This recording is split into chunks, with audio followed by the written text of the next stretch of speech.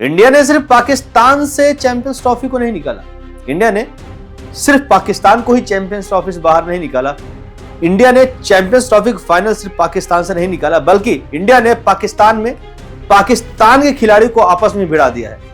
आज जी इंडिया के मैच में हुई हार के बाद पाकिस्तान जो पीटा है ना, उसका नतीजा यह था कि चैंपियंस ट्रॉफी से बाहर हुआ।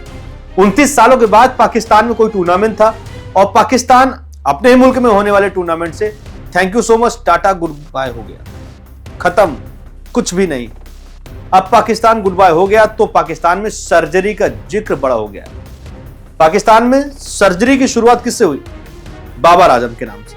और बाबर आजम पर खूब सारे तंज कसे गए। किसी ने कहा कि टुकड़ टुकड़ खेलता है, किसी ने कहा कि टैलेंट कुछ है नहीं, किसी ने कहा बाबर आजम फ्रॉड है, किसी ने कहा घटिया खिलाड़ी है, तो किसी ने कहा सेल्फिश है, और किसी ने कहा बर्बाद हो गया, तो किसी ने कहा दोस्ती यारी में खेल रहा है, तो किसी ने कहा जब तक टीम बर्बाद नहीं कर जाएंगे तब ये टीम से बाहर नहीं जाएंगे, और किसी ने यह भी कह दिया कि बाबर आजम आखिरी बार कोलैब से बचाए थे, कब थे हमको, वो तो खुद कोलैब का पार्ट थे। और ये सारी बातें बाबर को लेकर के चल रही, लेकिन बाबर खामोश थे। अब बाबर आजम के बाप ने बोला है कि ये सिर्फ सरकास्टिक वाले पिताजी नहीं है, उनके रियल फादर ने बोला है कि बाबर आजम सोशल मीडिया को लेकर के काफी ज्यादा पागल हो चुके हैं, और इस बात का इजहार करते हैं कि वो कहते हैं कि बॉस इज ऑलवेज राइट, जो बॉस होता है वो हमेशा सही होता है। लेकिन फिर धीरे से लोग मजा लेकर के कहते हैं कि डिस्पाइन थी, उसमें लौंडा हमारा था, कप्तान भी बनाया गया था, लेकिन उसको आपने ड्रॉप कर दिया।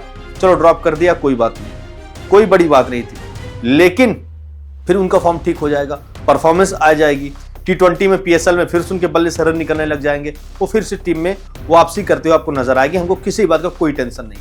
लेकिन फिर पलटवार करके हुए कहते हैं कि ये जितने भी पाकिस्तान के लेजेंड प्लेयर हैं वो बहुत बड़े तुर्रम खान नहीं है। मैं उनसे कहूंगा खामोश, खबरदार और होशियार। Please be mindful of your words, अपने शब्दों पर ध्यान दें, क्योंकि अगर पलटकर हम बोल दिए तो आप लोग तिलमिला जाओगे। और वो कह रहे हैं आसान शब्दों में कि पलटकर जवाब देना बेशक गलत है, लेकिन ज्यादा झुककर मिलो तो दुनिया पीठ को पायदान समझ लेती है। कहते हैं कि तुम लोग इतिहास का हिस्सा हो, तुम लोग नहीं लौटोगे।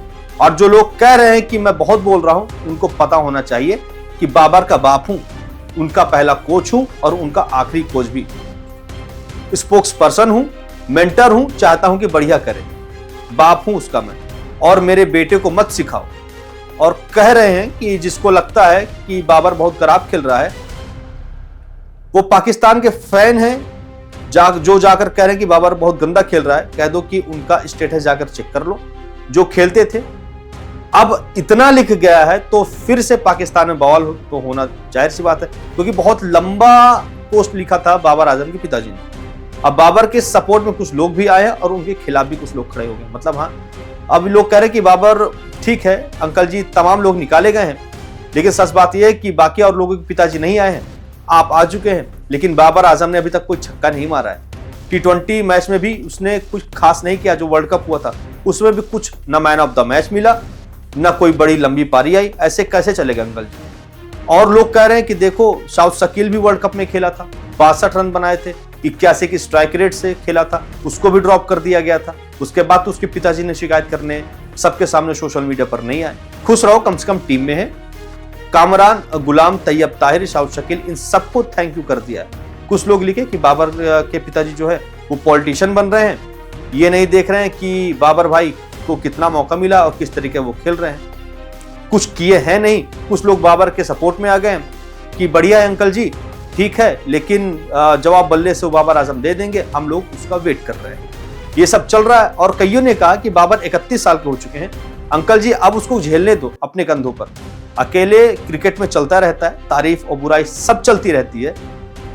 क्या आप अपने खिलाड़ी को लड़ा रहे हैं? आप एक्स पर लिख रहे हैं और अपने एक्स क्रिकेटरों को कह रहे हैं कि खत्म, सब खत्म, इससे क्या पंगा करना। अब देखो क्रिकेट की दुनिया का एक सिंपल सा रूल है, सिंपल सी पॉलिसी है, बल्ला चले तो ठाठ है, नहीं चला तो खत्म। बाबर का अगर हम हालिया प्रदर्शन की बात करें तो उस पर काफी सवाल उठ रहा है। इंडिया के सामने 23 रन बनाकर के आउट हो गए थे, टीम ग्रुप स्टेज से बाहर हो गई थी, और यहीं से बवाल शुरू हो गया था। T20 में ड्रॉप कर दिया गया, सिर्फ अकेले बाबर आजम ही ड्रॉप नहीं किए गए, रिजवान भी ड्रॉप किए गए हैं, नसीम शाह भी ड्रॉप किए गए हैं, शाहिन शाह अफरीदी ओडीआई से ड्रॉप किए गए हैं, शाह शकील ड्रॉप किए गए हैं, और लोग कह रहे हैं कि भैया बाकी के पापा तो कुछ नहीं बोल रहे हैं। शोएब अख्तर ने एक्चुअली में क्या कहा था? शोएब अख्तर ने कहा था कि टैलेंट सब फ्रॉड है, इनका विराट से क्या तुलना करना, सब फर्जी लोग हैं। अहमद शहजाद ने भी कहा था, हाफिज ने भी कहा था कि Babar Azam is not a match winner like Inzamam Akram.